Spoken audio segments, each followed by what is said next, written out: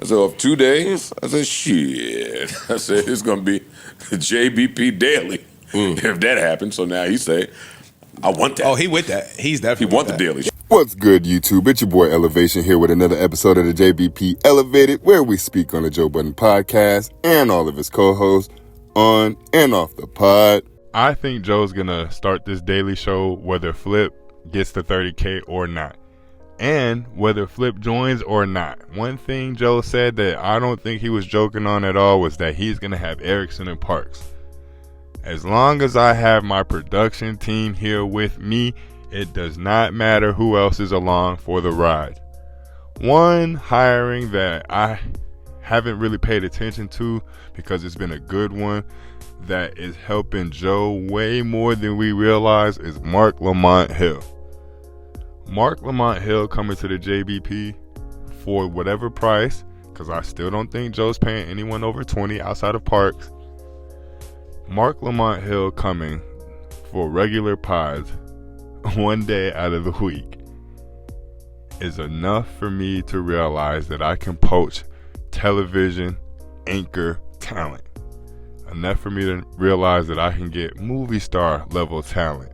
Enough for me to realize that if I want to rock the boat, I could get another musician up here.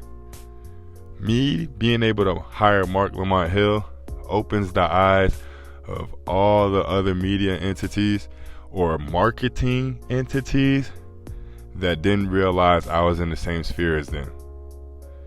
Hiring Mark Lamont Hill puts the official stamp on my network. So if I was to start a daily show, I would be able to ascend, which lets me know that Joe is fully out of this podcast shit. We have been complaining for months. And if this was still the Rory and Maul iteration of the JBP, they would have heard everything we were saying and they would have altered or changed as a result of it because they were for the people then. But now, Joe is on mogul mode. There's a reason why we've been getting subpar pods for several months at this point. As long as the numbers are factoring in how they're supposed to, aka my mean is 300K. And that's just on YouTube. So ain't no telling what his mean is on Apple. Ain't no telling what his mean is on Patreon. Ain't no telling what his mean is on all these other platforms. But whatever it is, he's reaching it, whether they're doing their best pods or not. This part lets me know that he's entering mogul mode.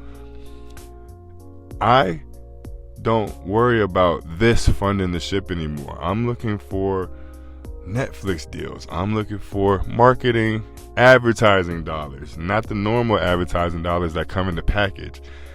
I'm looking at myself more like a Colin Cowherd, Bill Simmons, the people that started off podding, but now they have a network of entities. Except I have direct line of contact with all the people that I need to have. And if not yet, I will as a result of hiring Mark Lamont Hill. Because the longer he stays here, the more it shows other people in that industry that you can actually work with me. And as long as y'all agree to the number that I'm willing to give y'all, it doesn't matter. One of the best things Joe did was purchase all his own equipment. The beautiful cameras, the beautiful lighting, having a space that he could use as a studio. That's a lick. And we were clowning. All of us, myself included. Joe, how come you don't have a space? How come you don't have a space? Well, Flip just told us how much it cost him to renovate a room, just one single room, to look subpar or up to par, possibly modern. I don't know. I haven't seen the new in the room for $10,000. So if I did one room for $10,000, what do you think it would cost for me to not only purchase the studio space, but to maintain the studio space with nobody living here, or we're just recording here? Because if it's in the 6-figure range, we're going to have to record more than 2 times a day. I've been saying that. This 2 times a day model came from Spotify.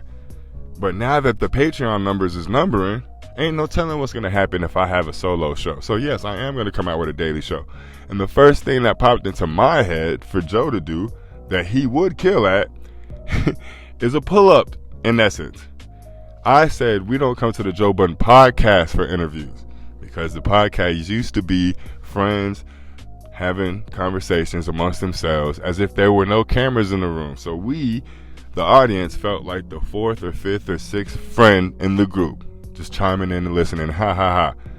But you interviewing by yourself, you kill that lane. So that's why I think the pull-up would be a good segment to start off with, at least if he's going to do a daily show. But I don't know who else he would bring from the podcast. Who's to say he would even bring anyone from the podcast?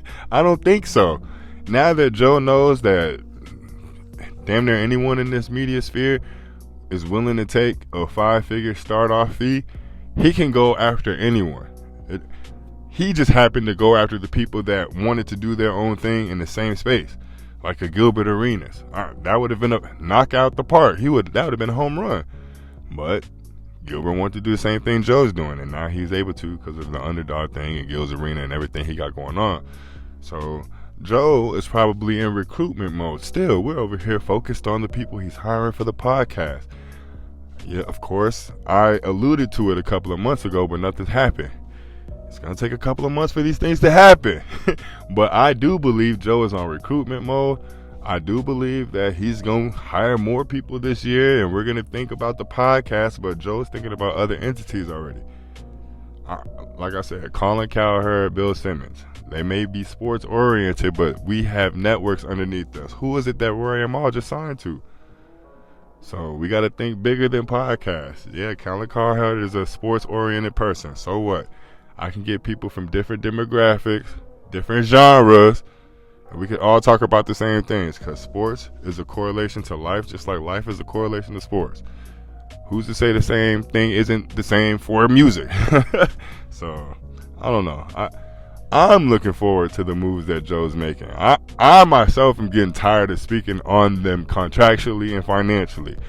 We as the audience do not care what it is y'all make or how much y'all make. But as far as the business behind Joe, the only reason we're so entranced with it is because we saw you go from underdog to mogul. Everybody loves a good underdog story. So I'm trying to see you finish it out, or I don't even want to say the latter or the other, so I won't. But we're here for the journey. We've seen you start. Everybody else, aka Flip, we're looking at him as if he didn't have his own journey. But since we don't know his journey, we're going to look at him like he's pocket watching or acting peasantry. Either way it goes, man. I'm saluting the play. I'm looking forward to see what the daily show is, to see if Flip comes on this show or if he does another show under the network. But Flip, remember that 10 episode contract that you signed for Improper 2. I hope there was an end date. You said there wasn't, but I hope there was, because yeah, you could come do this other show, this daily show, but you still owe me shows from the Proper Improv season 1 and 2. So make sure you look that over before you just hop on and do extra days for 10 extra K. But everything we talk about over here is speculation, conjecture. We don't know what it is we're talking about. We're just opinionated. I appreciate y'all for supporting the content as always. Make sure you like the video. Make sure you comment. Get that engagement up. Make sure you subscribe to the page if you haven't. If you have, you already know I appreciate you. Till tomorrow, y'all stay safe out here. Peace.